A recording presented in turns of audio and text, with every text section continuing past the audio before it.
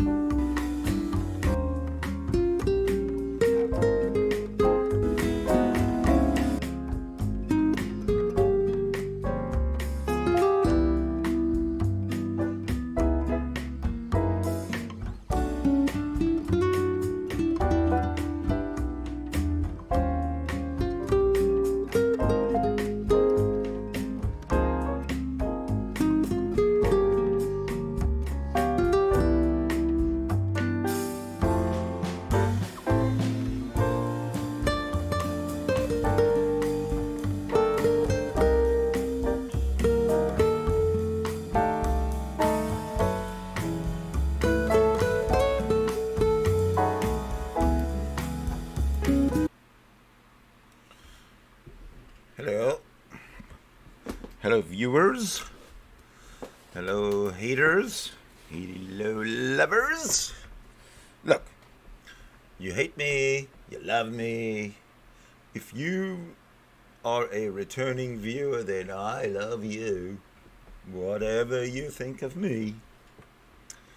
I'm caught in a bit of a precarious position here of being in the middle of lunch or breakfast or something, and I've got a plate of food to finish. So here is the agenda that I have put together. So I'm going to essentially, actually I should mention this first. I should mention this first. I'm going to slightly change the focus of my channel. Oh shit, what happened? Okay. I'm going to slightly change the focus of my channel, and I'm going to focus on, let me bring up, I'm going to focus on things like secular Zionism. Actually, let me move that image along a bit so you can see it. There you go. So I'm going to be secular Zionism is going to be a topic.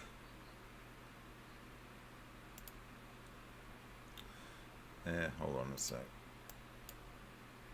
I've kind of messed up the oh, there we go. All right, good enough. So secular Zionism is going to be a regular topic. Humanism, Canadian humanism. I'm a life member of Humanist Canada. What else we got down here? We got science, definitely. We're going to be concentrating and focusing on science and secularism in general.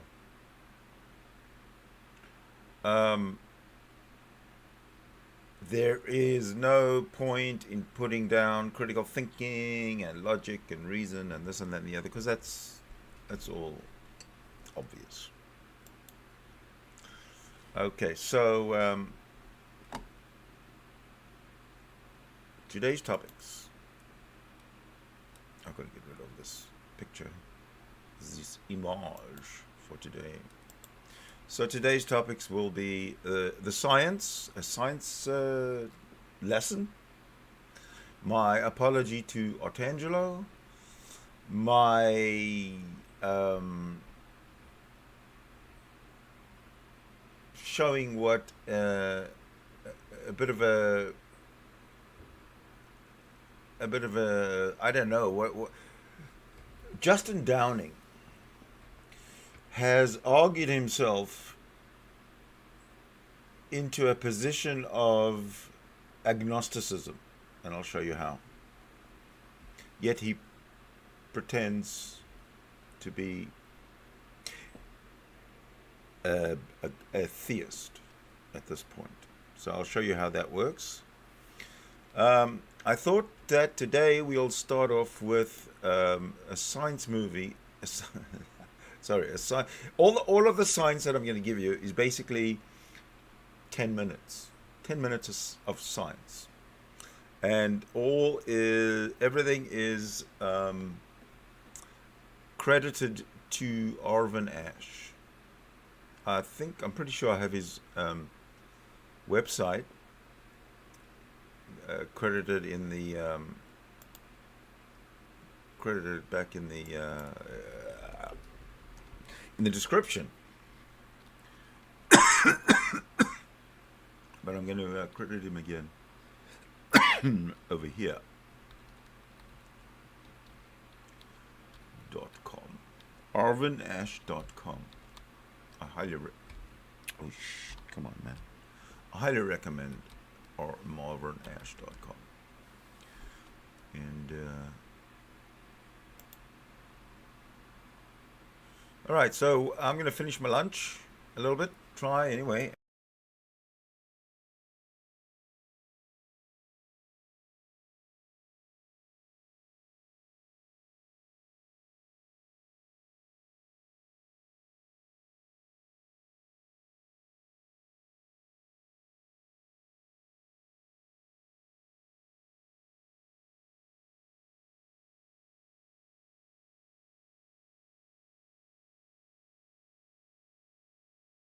I'm sorry, I muted myself. What I'm trying to say is that we're going to start off with this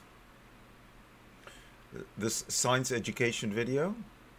I think it's the best video to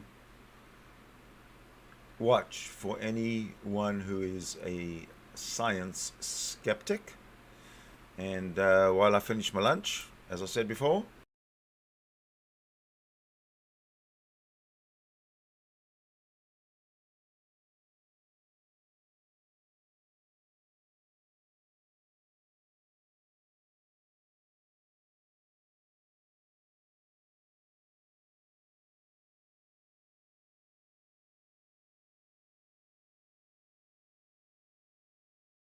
if you were a fish, would you know that the entire world in which you existed was contained in a substance called water? You probably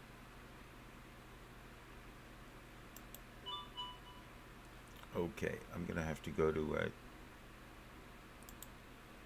I am going to have to go to a plan B.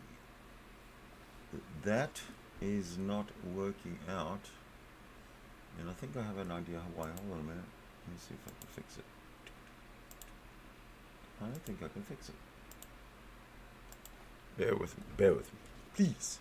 Please. Especially you haters. I know you want something to criticize about the Sidney Winston character. What is he all about? Oh, there's another thing before I carry on, and this is regarding Justin's argument. He was partly correct in making a statement to me that I sort of discounted, but I'm going to show you how iffy the situation is. But I'll get there with Justin's. I'm just wondering if this will solve it. I'm going to give it another shot. All right. Let's start from the very beginning and see if what I did. Oh, hold on. I can do other things too. Just give me a minute. See, it's all a matter of closing the windows that you don't need, right? All right. So, take two. Take two of what is the God particle?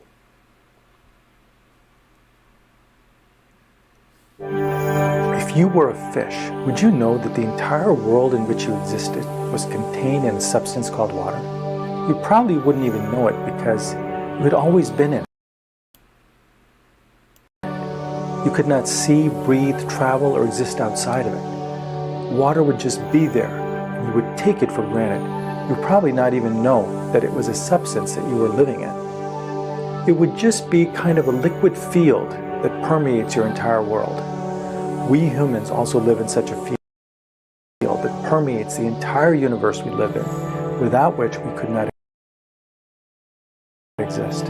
What is this field, and what does the God particle have to do with it? I'll explain in the next 3 minutes.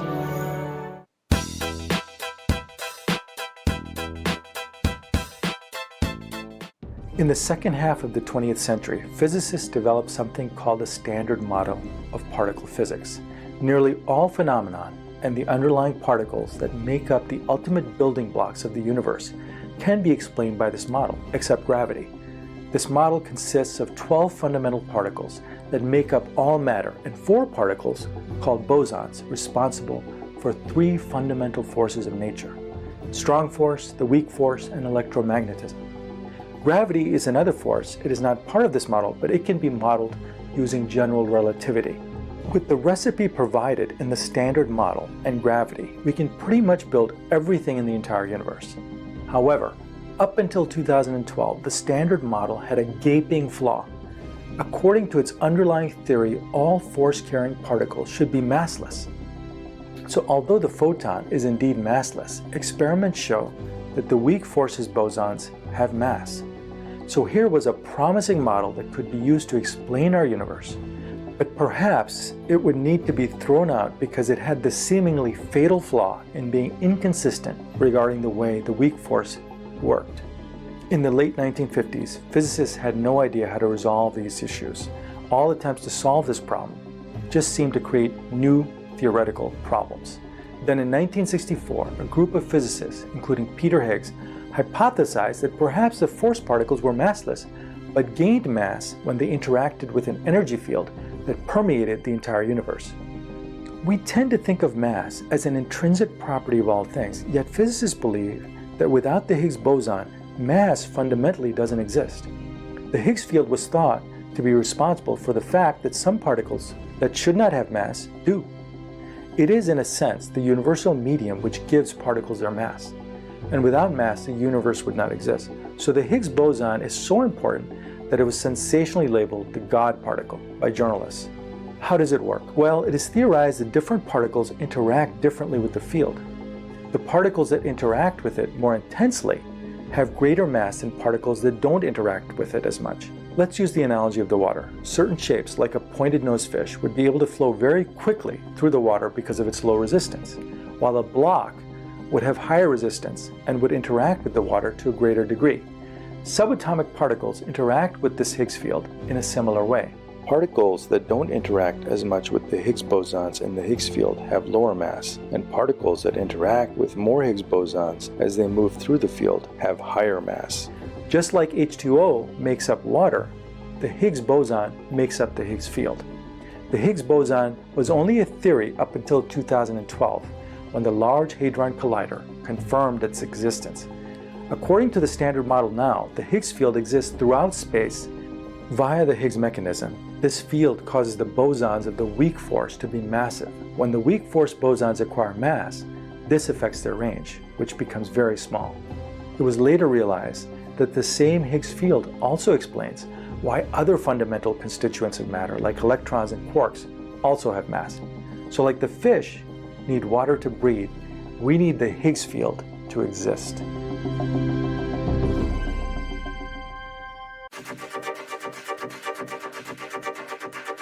Arvinash here. If you like our videos, please support us by subscribing. Subscribing costs you nothing.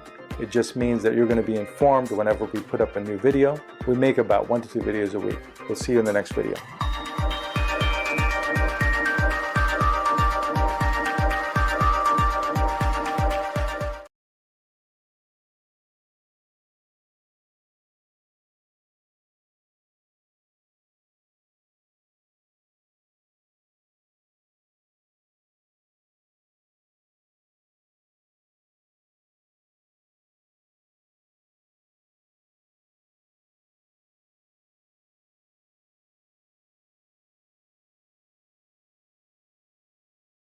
Okay, sorry, but I was interrupted by a knock at the door.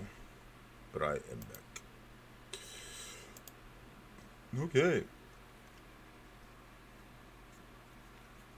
So I will be getting into a lot more science-based videos by Arvin Ash. He explains things really well. I've watched a few of them this morning.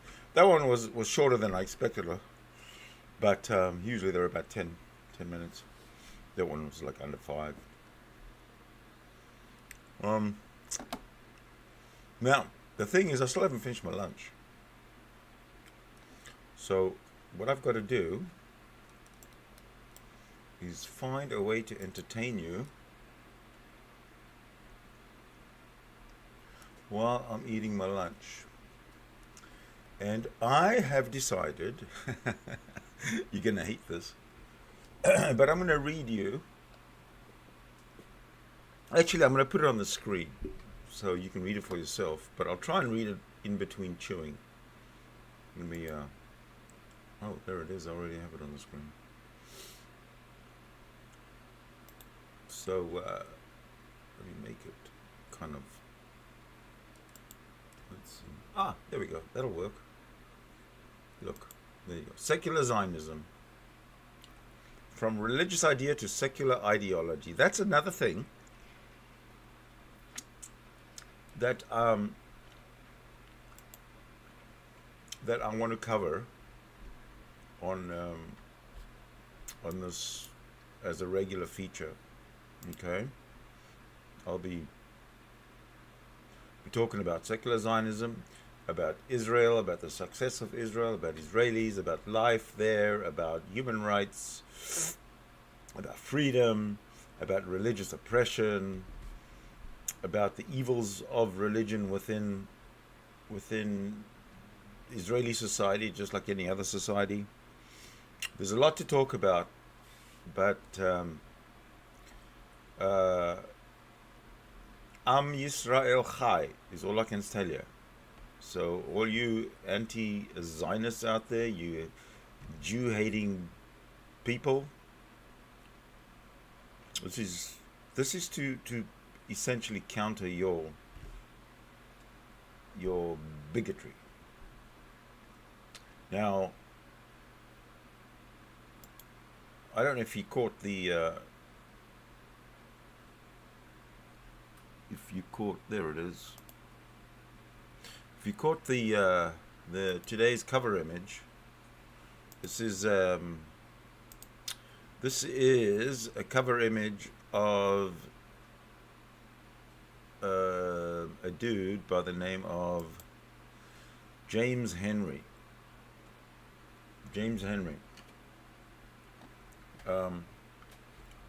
He kind of inspired me. Let me just stop hiding. What am I hiding from? What am I hiding from? Nothing. Come on. I swear. Sometimes I wish. Oh, maybe that way. Oh, okay. Okay. I'm learning. There you go. Okay, so this guy, James Henry, psychopath, he got me thinking. I will find I'm not going to play it today because it's really a little traumatic. I personally was shocked when James Henry, this guy here in the picture, when he went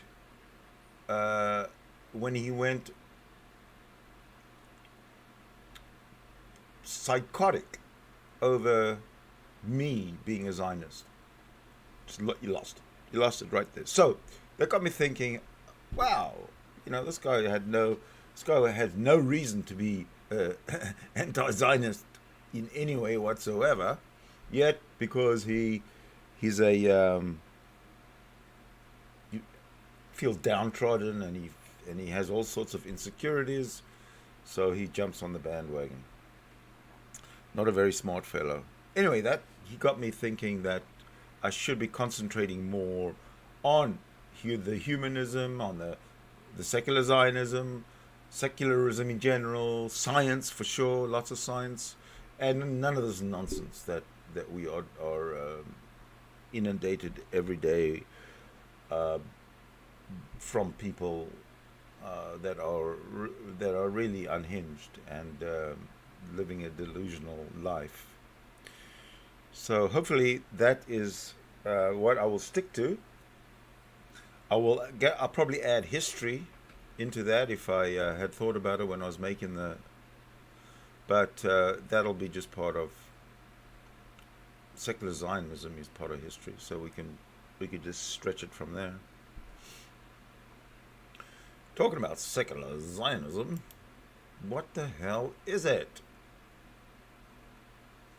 Well, according to this from Rabbi Ed Snitkoff,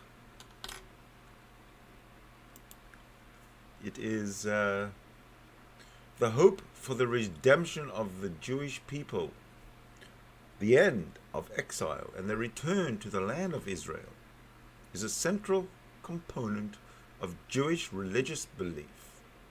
The transformation of this religious belief into a political ideology at the end of the 19th century led to the creation of the Zionist movement. For Jews, the dominant issue of the day was the so-called Jewish problem, the anti-Semitism and outsider status Jews faced in Europe. The Zionists perceived this problem as one that could only be solved by a Jewish national home. Early Zionism was divided into four major streams: religious, political, cultural, and labor socialist. All except the first constitute the different types of secular Zionism. So let me go through those again. Four major streams, of which these three constitute secular Zionism: political Zionism, cultural Zionism, and labor socialist Zionism. That is secular Zionism. What isn't included in secular Zionism is religious Zionism.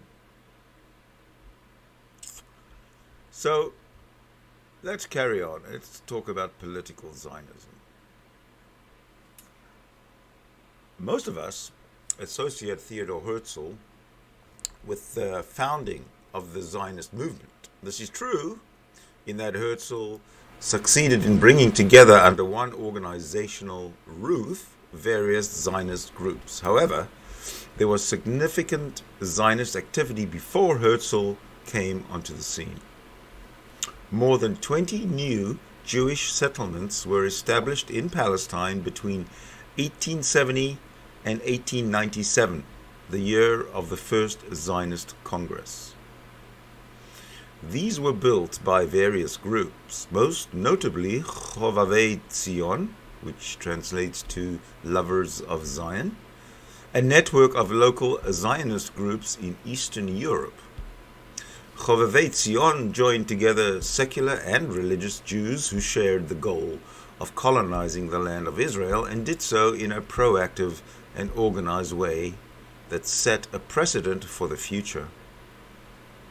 Leo Pinsker, a doctor from Odessa, became one of the leaders of Chovavei Zion.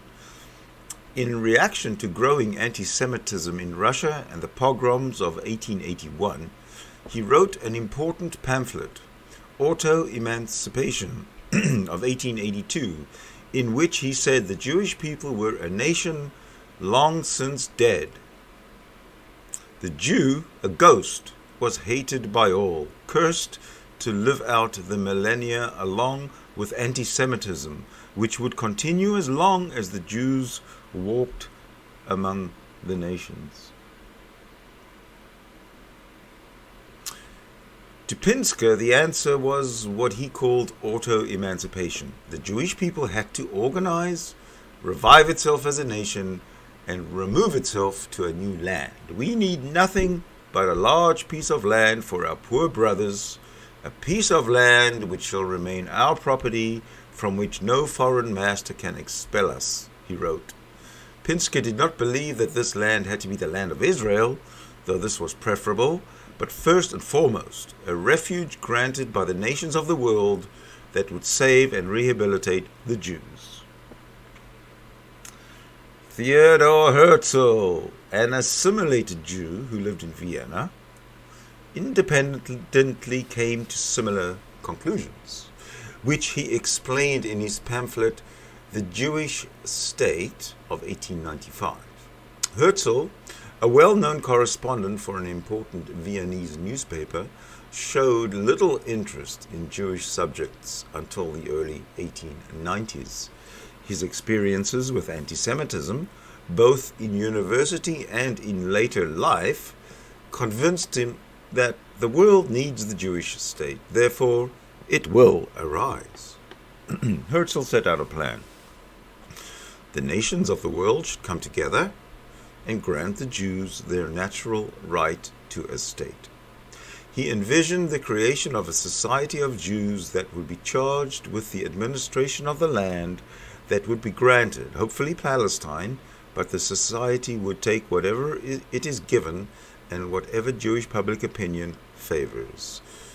The society would set up a Jewish company that would liquidate Jewish property in the diaspora and reinvest in building the new homeland. Herzl even discussed which professions should emigrate first and the kinds of buildings that should be erected. In the first Zionist Congress in 1897, Herzl championed his vision of a Jewish state, noting that if colonization efforts continued at the small rate they were moving, it would take 900 years to gather all the Jews to the land. At first, Herzl and the Zionist movement entertained the possibility of other lands, Argentina, Uganda, but from 1905, the only land considered by the Zionists was the land of Israel. To thinkers like Herzl and Pinsker, the main stage was the political stage, with the ultimate goal being the creation of Jewish sovereignty in a land granted by the nations, followed by mass Jewish emigration.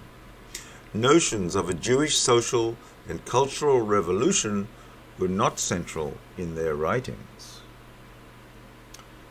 Cultural Zionism. Not everyone applauded Herzl as they listened to his speeches during the first Zionist Congress in 1897 in Basel. Asher Tzvi Ginsburg, better known as Echad Ha'am, one of the nation, and also known as the agnostic rabbi, was horrified by Herzl's answer to the Jewish problem. According to Echad Ha'am, the redemption of the Jewish people would only come from a Jewish cultural and spiritual revival, not the creation of a political state. Echad Ha'am did not believe that the ingathering of the exiles should be the goal of Zionism.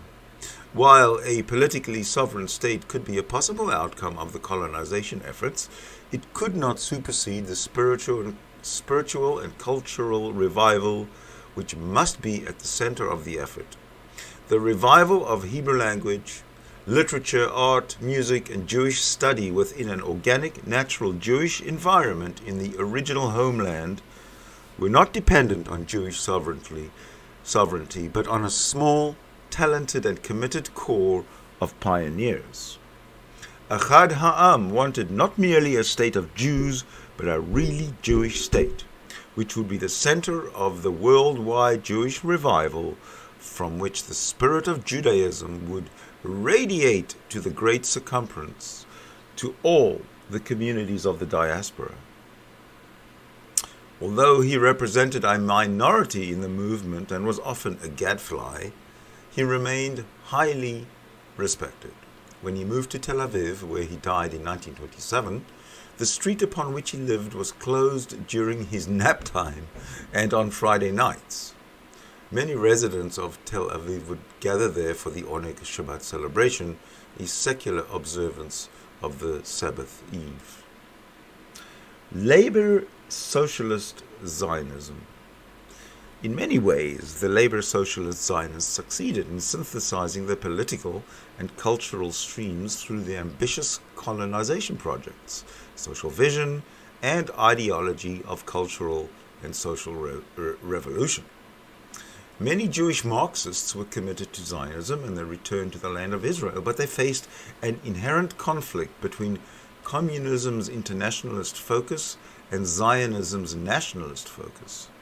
Jewish Marxists, therefore, worked to reformulate the Communist Manifesto to fit into a Zionist context. The most important of these thinkers was Ber Borochov, who interpreted the Jewish problem in class terms and held that the emancipation of the Jewish people either will be brought about by Jewish labor or will not be attained at all. From our platform of 1906. According to Borochov, immigration to the land of Israel, if planned and executed properly, would transform the Jewish people from a petty bourgeoisie society into a healthy society based on Jewish workers who would forego their shops and clerkships for the fields and factories of the new Jewish homeland. Marxist Zionist ideology, stemming from Borochov's formulations, was the basis of the kibbutz movement, which built command villages and farms, and was a dominant force in Israeli politics for many years. An important leader of the socialist Zionist movement who acted upon Borochov's ideals was Burl Katznelson. When he came to the land of Israel in 1909 from Russia, Katznelson worked as a farm laborer and eventually became the leader of the socialist Zionists until his death in 1944. As the founder and editor of the labor socialist newspaper Davar, the entire cultural and ideological program of the workers in the land of Israel were under his influence. His love of Jewish culture, the Hebrew language, and commitment to social justice are apparent in all of his writings. Katznelson's greatest contribution was his call for contemporary Jews to reinterpret ancient Jewish values for the modern secular worker. He urged his fellow revolutionaries to find ways to integrate newly interpreted Jewish values and culture into their lives and not relate to the Zionist revolution as one that destroys the old world entirely. An example of how he used his influence: in 1936, Katznelson wrote an article in which he criticized his party's youth movement for holding a celebratory campfire on Tisha B'Av, the day for mourning the destruction of Jerusalem. He urged the youth and their leaders to find innovative and meaningful ways to adapt the old traditions to the new reality, reinterpreting traditional Judaism for the modern Hebrew worker, beyond campfires and sing-alongs. In modern Israel, the words of Katznelson remain relevant for many secular Jews who struggle to find ways to connect Judaism outside the framework of religious beliefs and traditional observance. Each of these secular ideologies brought a unique worldview that enriched Zionist discourse and brought fresh ideas into the conversation.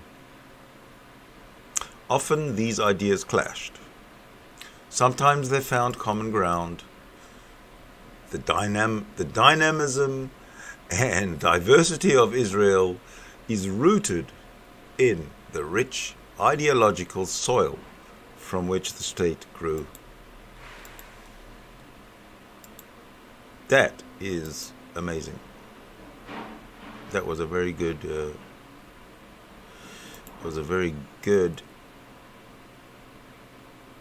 Why can't I find myself? There I am. Yeah, that was a pretty good article on Zionism. As I have the map of Israel sitting in my face. How about I move it over there? Over there. There we go.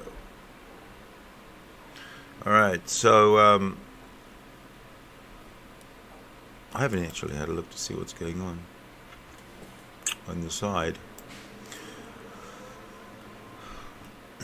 So I'm down to 2 viewers right now. I'm actually waiting for Otangelo to come in. or even Justin Downing to say hi in the chat there, so I know that they're there. The room will be open. The room is open now, but you can't get in because it's the back only. So you can join. You can join the chat anytime. You'll just have to wait until I've got through my spiel here for the afternoon, my agenda.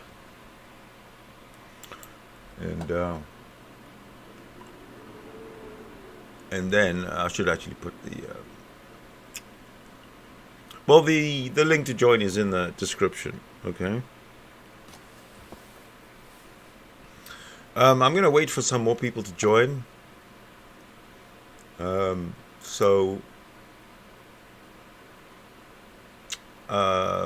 While at the same time I'm going to take the time to finish my lunch. And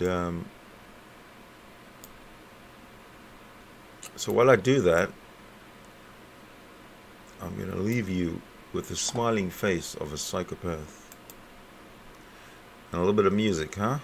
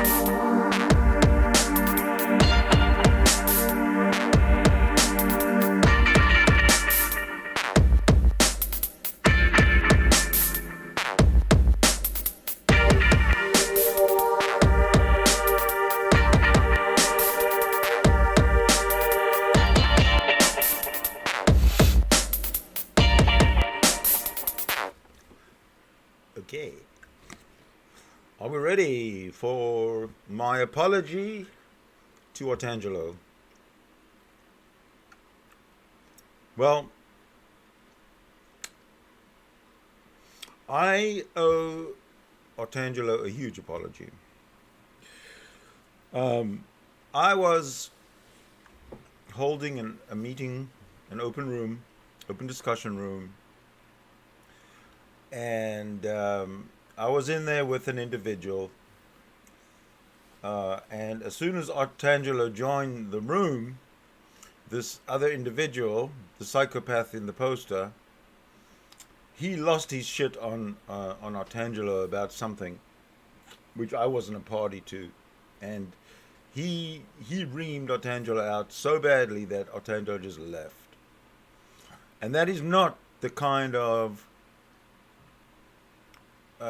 that's not the kind of hospitality I am used to providing to Otangelo, because usually Otangelo, we have pretty respectful conversations and back and forth. Sure, there's the odd dig and jab and whatnot, but we don't get down to, you know, like the Darth Dawkins level of malignant insult. We don't do that. So I'm going to give you, Otangelo, a public apology for that, and I'm also going to show everybody what it's like when you are not called out horrible names by psychopaths on the internet. It just doesn't happen like that. So this is the kind of interaction I am used to having with Otangelo coming up. The problem with this interaction, it ends really, really badly for everybody, really. And it's also another reason I think, Otangelo, you're kind of a troll, and this is why. Okay? So let's take it back. Let's roll it. Yeah, hi guys. Hello, Otangelo. So there is someone in the side chat using my name, my full name and my picture.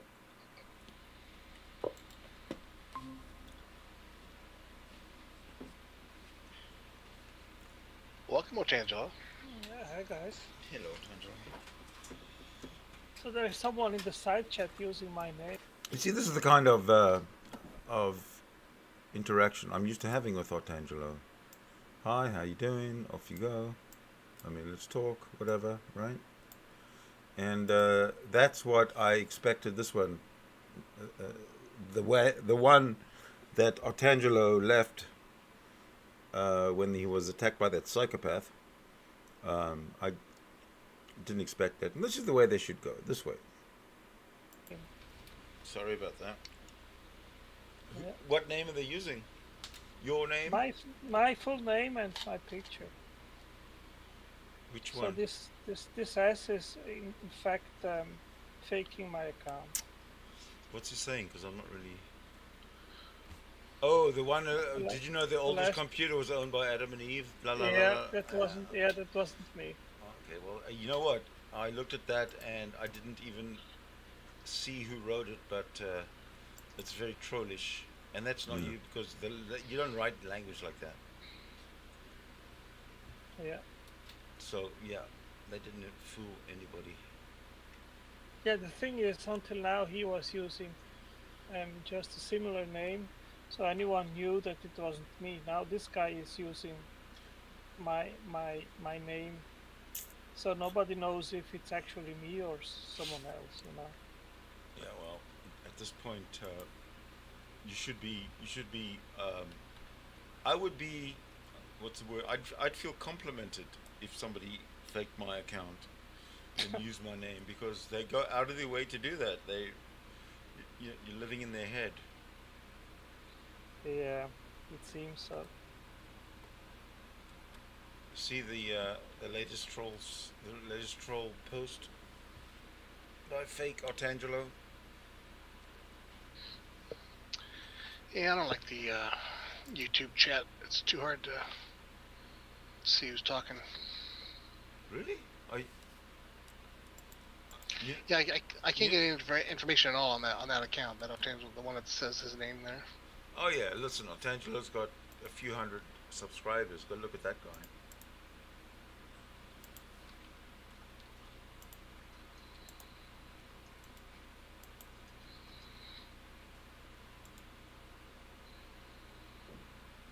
So, Scotty, why are you an atheist? Why am I an atheist? Okay, just bear in mind that the first question, the first thing that Otangelo brings up is to ask Scotty why he is an atheist. Okay, so remember this. So Otangelo fired the first shot. Why, Scotty, are you an atheist?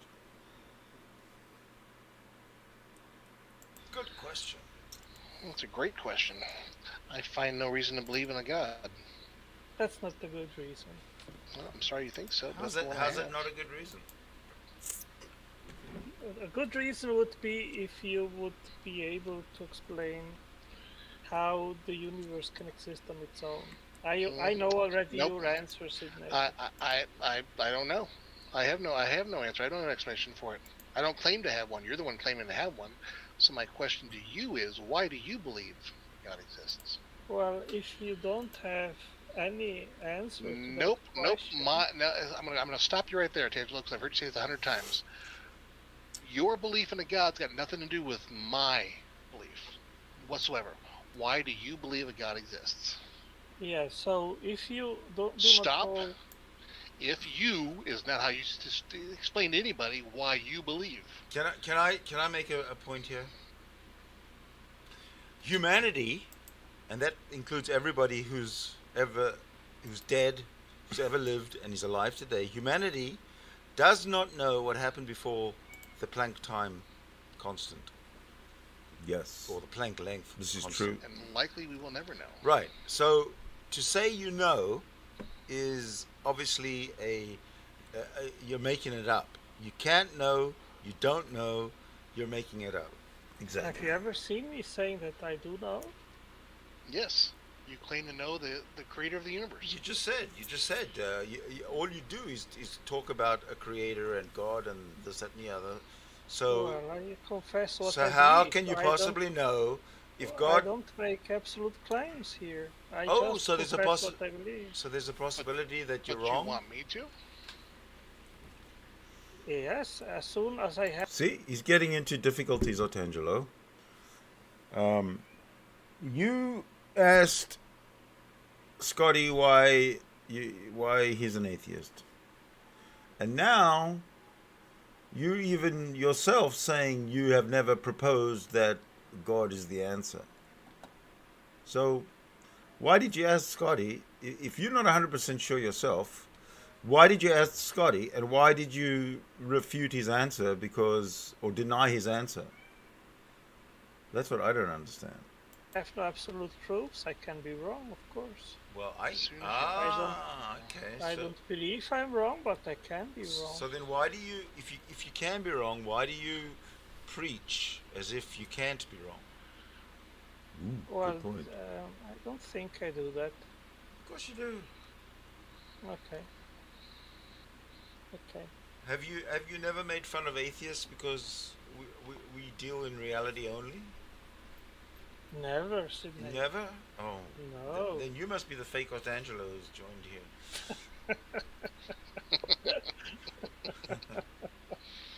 You see? Okay. You see how we all have fun? We can all have fun. We're all human beings. Okay? Humanism is a thing. Now, when you get psychopaths and narcissists in the room, it throws the whole flow off. It creates division, and there's no laughter. Can you hear us laughing? When psychopaths are in the room, there's no laughter. We've all heard you numerous times blame atheists for not having the answers. Atheists aren't claiming they have the answers. I'm kind of I'm not claiming. I'm kind of tending towards Otangelo really is an atheist, but he's a really finely tuned troll. Wow. What do you think? No, I give him the benefit of the doubt. I think he believes his bullshit. Oh, sorry, I'm being prophetic. I'm being prophetic. Yeah, but let me say what I wanted to say, Scotty. I think as soon as you confess not Okay, so remember that Otangelo asked Scotty why he is an atheist. to hold a position and being an agnostic, you cannot basically criticize anyone that actually does hold a position because you don't know. You confess not to know. I Nobody confess to knows. not know the answer, and I Yeah. don't think you do either. You're the one claiming to know the answer, Right. and not giving me Exactly. a reason to believe. Yeah. I will listen to people You like cannot evaluate that. I will what? You cannot evaluate that as soon as you confess. I can't evaluate your claims knowing. either. See, this is the thing. Is there's a whole double standard going on here, where Otangelo is accusing the atheist of not being able to validate anything, yet at the same time, the theist, Otangelo, cannot validate anything other than his own imagination. Can't evaluate your claims at all. They're all just fantasies and fiction. Yeah. Yes. Yes. That's what Wait, I whoa, think you are. you admit that?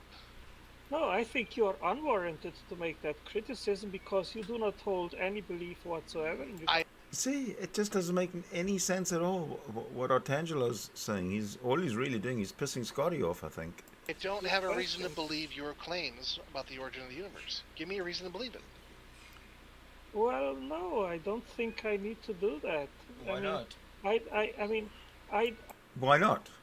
Why not, Otangelo? I really. Then why are you should- criticizing my lack of belief if you can't So- even provide evidence for your belief? Exactly. No, Scotty, why should I care about? Okay, now he says, why should I care about what you believe? The very first question you asked Otangelo was, Scotty, why are you an atheist? What do you believe, and why are you an atheist? Your lack of belief.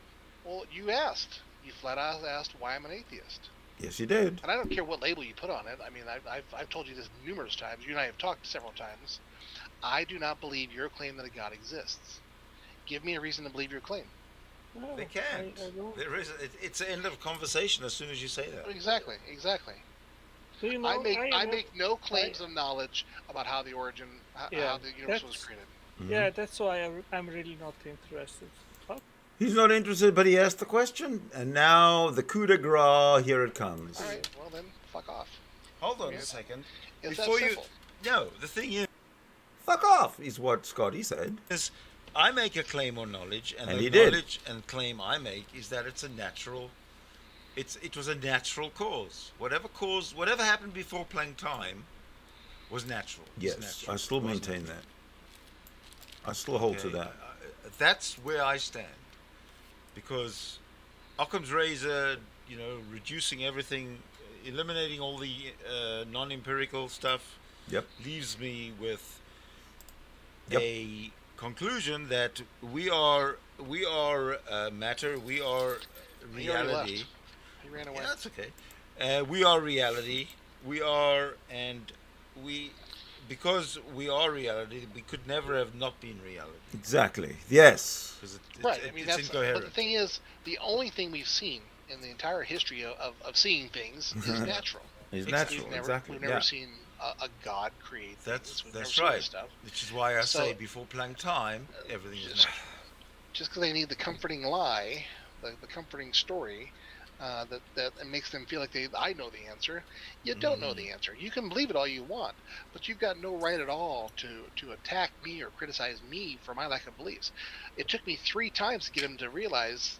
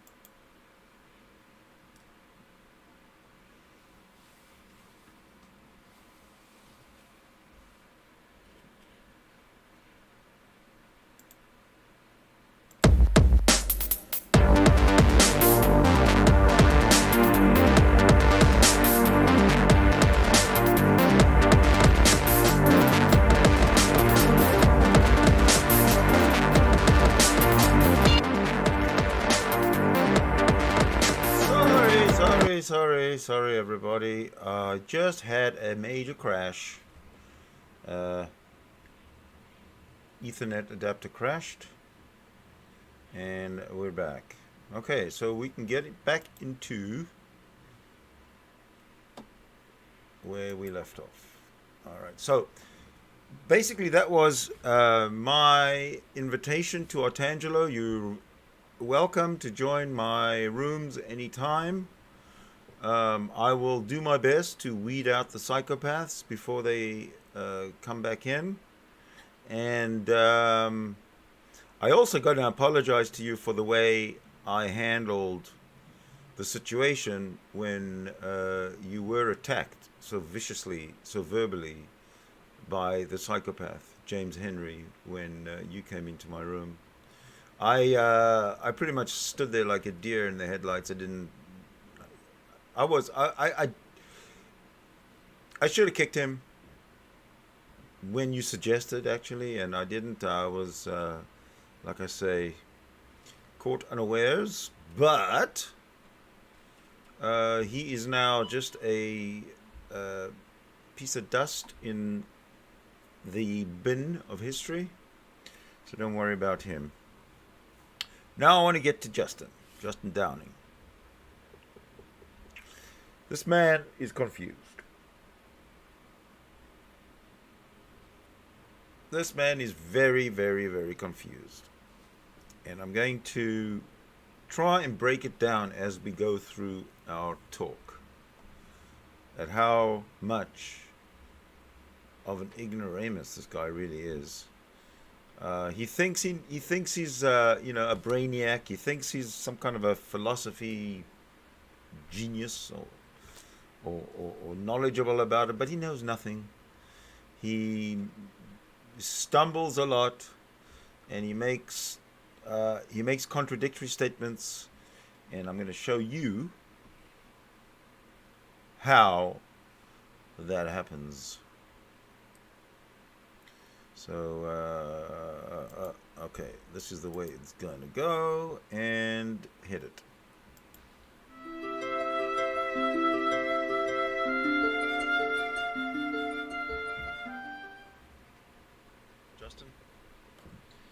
Yeah, go ahead. Did you ever claim that you were a strong atheist? Yes. What exactly? That's what you did. Yeah. What exactly is a strong atheist? How did you understand your strong atheism? Strong atheism is the positive claim and the burden of taking upon the burden of proof that no gods exist. That is incorrect. No, that's actually absolutely correct. All right. Okay. Well, let me counter. Are you familiar with the Dawkins scale? Yeah, biologist. Yeah, I don't take him seriously. No, the Dawkins scale. That's already okay, ridiculous. They got the Dawkins scale up on the screen. A biologist. I don't take a biologist seriously. Why should I take a biologist seriously? He only knows about biology. He's got a doctorate of philosophy, a PhD.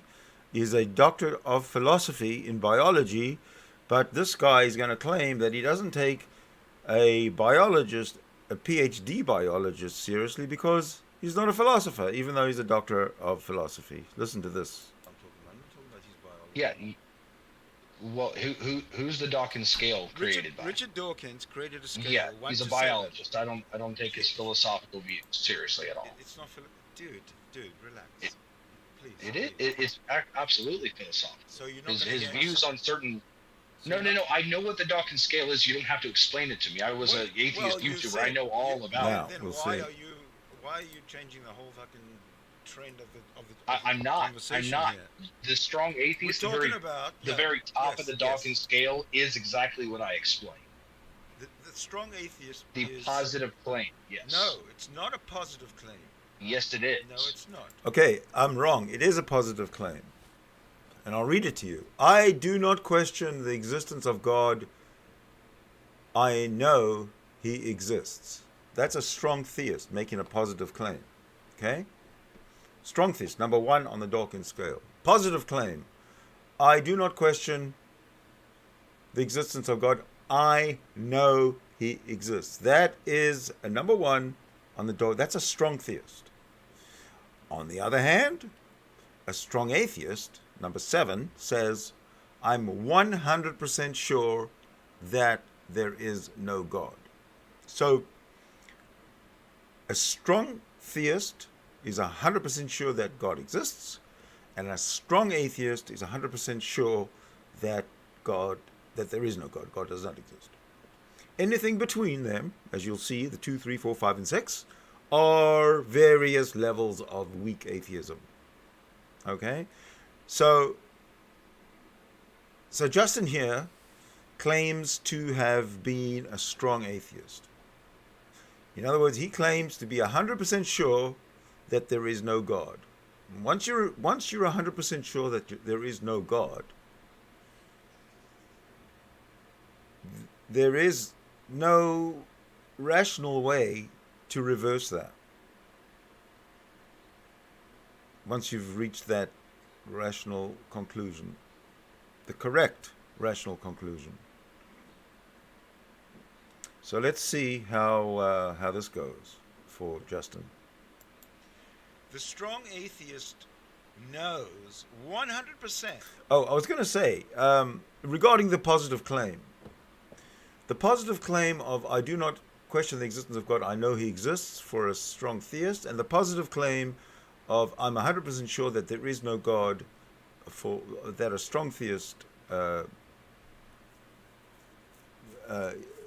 would say, they're both positive claims. So when Justin accuses me of believing, of having something to do with a positive claim of strong atheism, they're all positive claims. Strong atheist is a positive claim. Strong theist is a positive claim. Even those. No, all the other ones are not positive claims. The positive claims are strong and weak. So if you are a strong theist, the positive claims are strong theist and strong atheist. If you're anything in between, you're a weak theist or a weak atheist. Now I'm going to show you that Justin is a weak theist. In fact, he pretty much says so himself. So he's arguing against me. He's arguing against me calling him out for lying, for not being truthful about him being a strong atheist. He's always been a weak atheist, just like he's a weak theist, as you'll see. That God does not exist because God cannot exist because God is impossible. That is a positive claim, Sidney. Yes, it's a positive claim, but so is your strong theist. I do not question the existence of God. I know he exists. That's also a positive claim, Justin. I don't know how you don't see that. Okay, I'm with you there. But where I kind of got tripped up is that the strong theist and the strong atheist are both positive claims, not just the strong atheist. Hey, what I can't understand is how that perfect knowledge, which is rational, eludes you, I don't believe you ever had that in the first place. Is what I'm saying to you. Yes. No, I don't think I have perfect knowledge either. So I don't think you were a strong atheist. I don't believe you were a strong atheist. Can I finish, please? Yeah, one thing. I just don't believe you were a strong atheist. I don't believe it. That's fine. You don't have to believe it. I really don't care what you believe that I was. Please be nice. Please be respectful. Yeah, I know. I'm just letting you know it doesn't make a bit of difference to me what you think I was. That's not the point of me saying it. Then why'd you say it? Because you said you were a strong atheist, and I don't agree that you were. I think you were actually... No. That's just reclaiming what you already said. Can you give me the reason why? See how he interrupts? I don't think you understand strong atheism, because I just explained it. If you think that the possibility of Allah, if there's a chance that Allah does not exist, is there?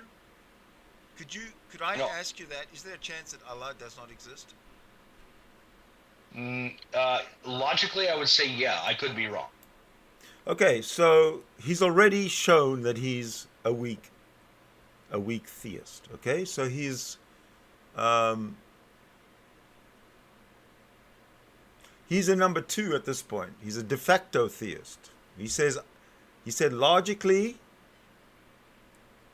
I could be wrong.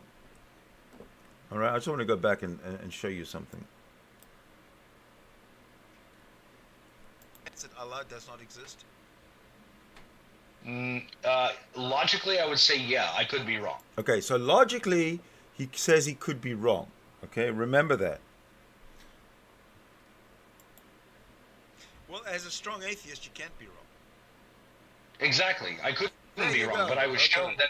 So can I finish, please? So you can I finish, please? You're kind of doing a Darth Dawkins thing here. Okay.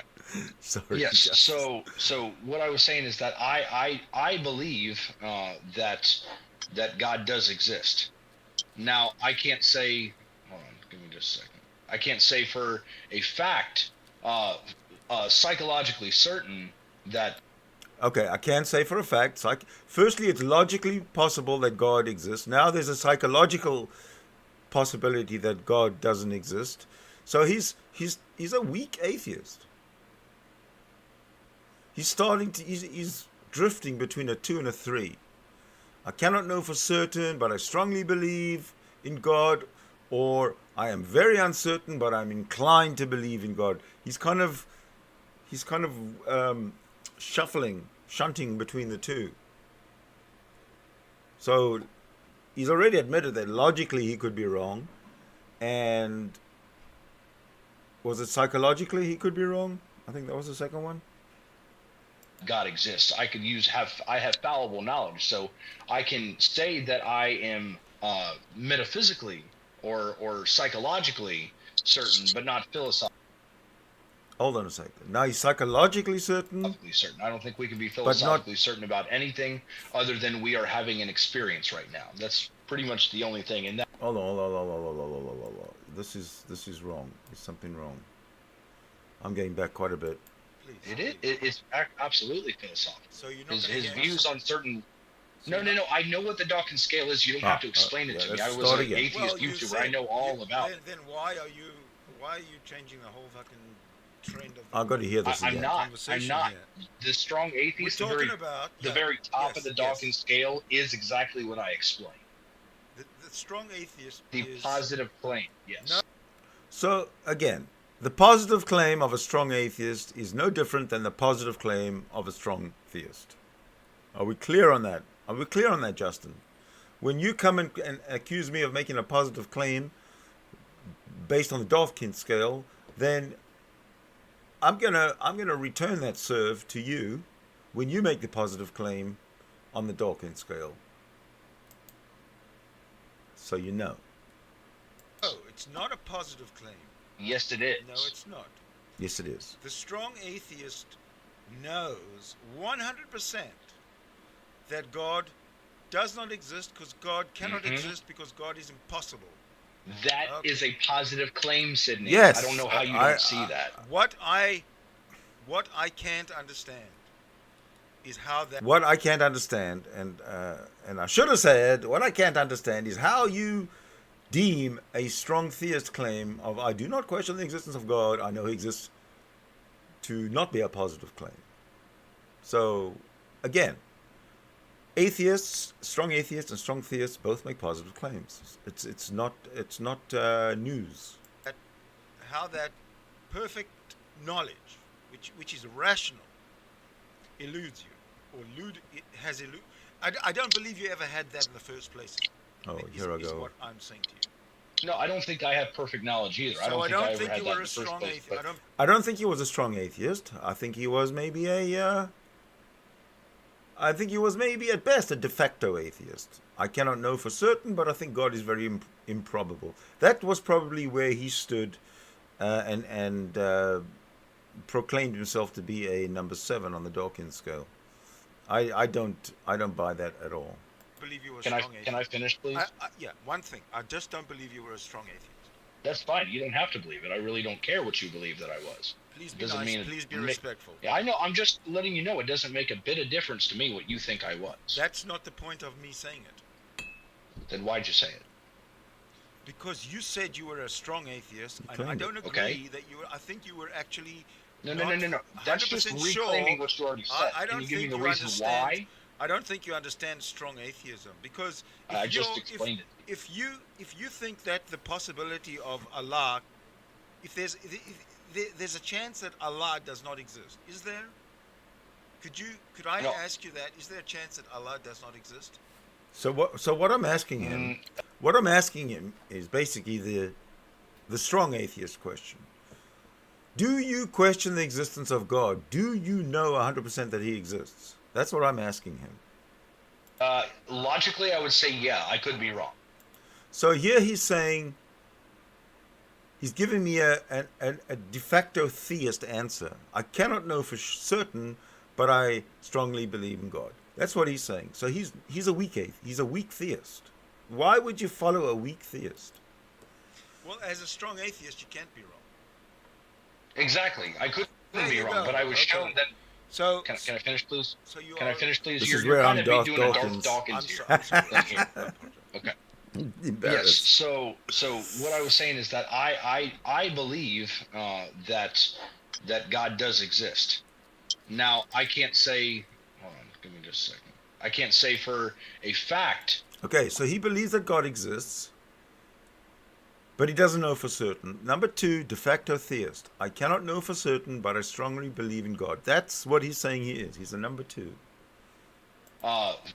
Psychologically certain that God exists. I have fallible knowledge, so I can say that I am metaphysically or psychologically certain. So metaphysic and psychologic. Metaphysical and psychological mean the same thing these days? Really? Psychological has never been connected with metaphysical, ever. Because psychology, we all have our psychology.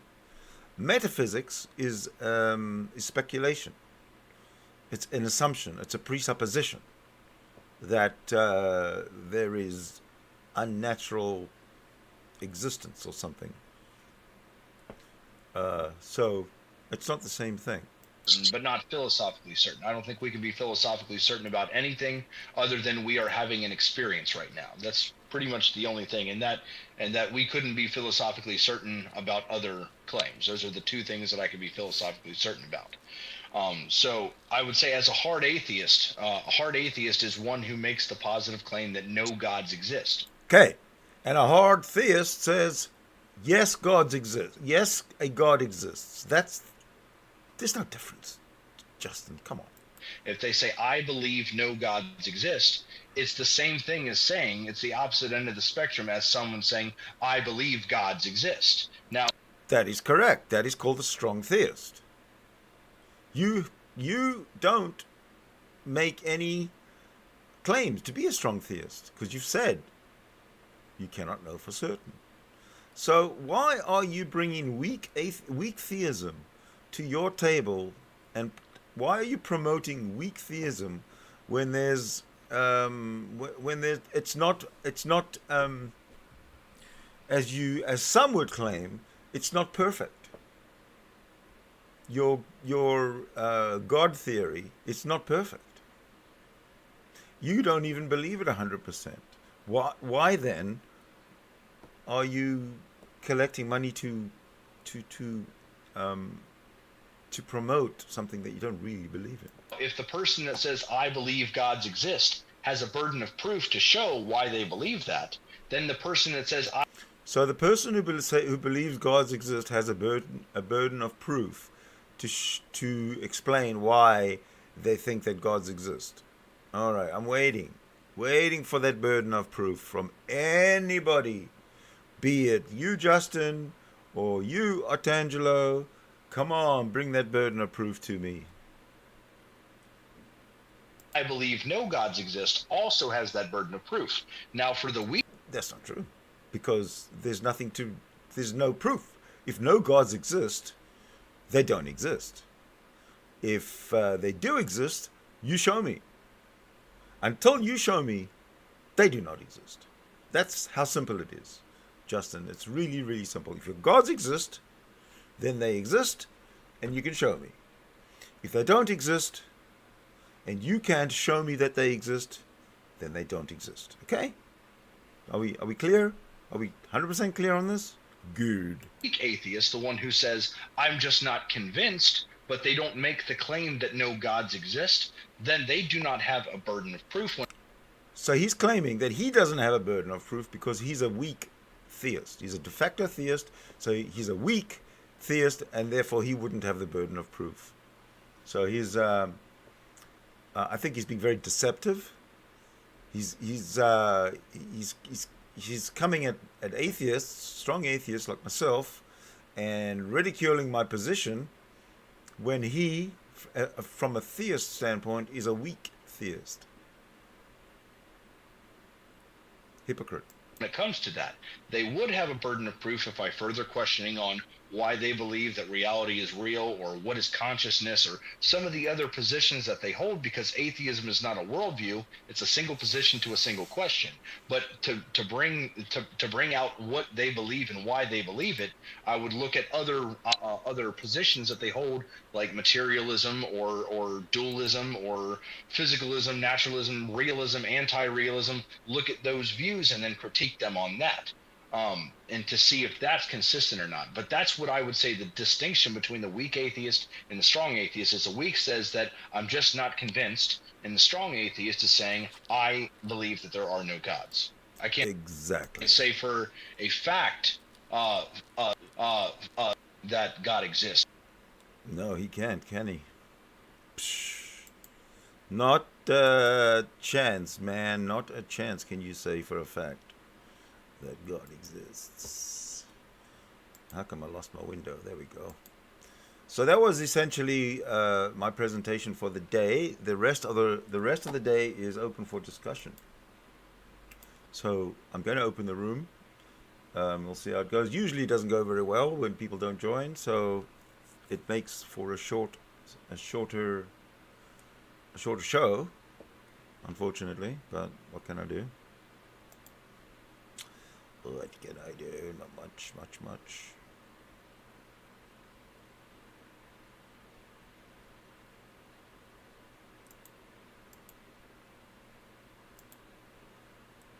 What?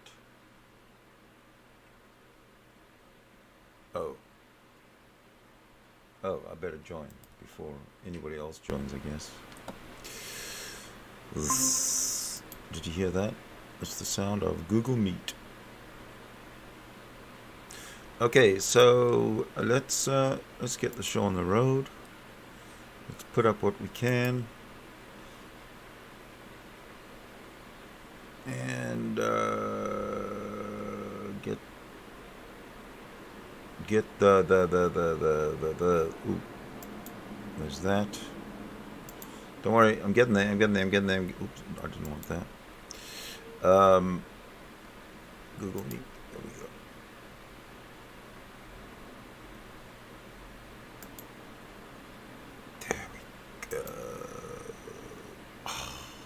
All right, we are on the board. Let me just go. Okay, fade the whole thing in. The Google room, the Meet room is open. I'm gonna put the, as usual, I'm gonna put the link in the chat.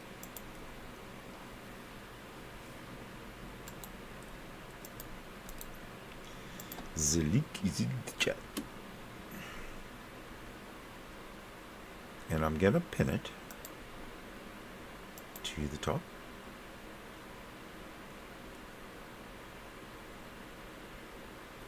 And I believe there's something else I can write in. There we go.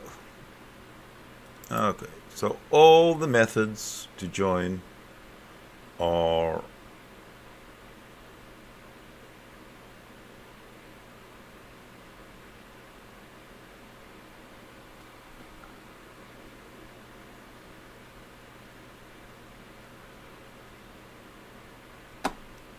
okay. I also should, before I forget,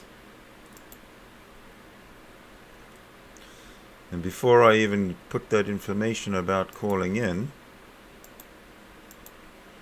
I am going to repost my axioms. So, in this room, we take axiomatically that all gods are imaginary. All of them. So, we do not argue for imaginary concepts. We do not, you cannot define an imaginary concept or any concept into reality if it's impossible, irrational. And also we are science-based. Human evolution is proven by science. We have no truck with it. We have no argument with it. We do not debate it. Anybody who does is a fool. And fools are not the best opponents on the debate floor.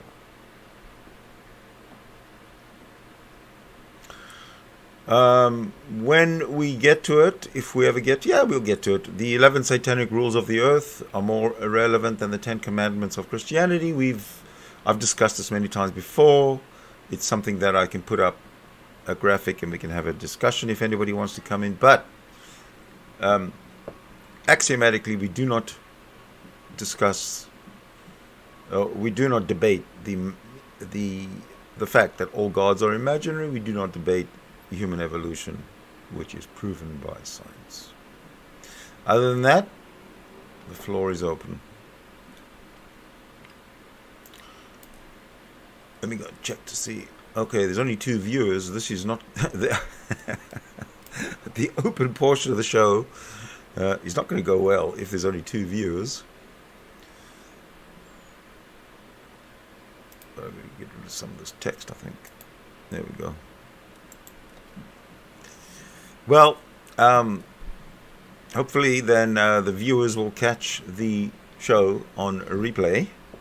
Otangelo, again, I hope you rejoin our room. The psychopath James Henry, he will not be joining our room anymore. He's pretty much irrelevant to everybody on this planet, except for himself. He's the very self-centered. So what I'll do is I'll keep this room going, open, for another few minutes. Anybody joins, they join. You don't join, well, then you don't join. How profound is that? But here you go. Here's your chance.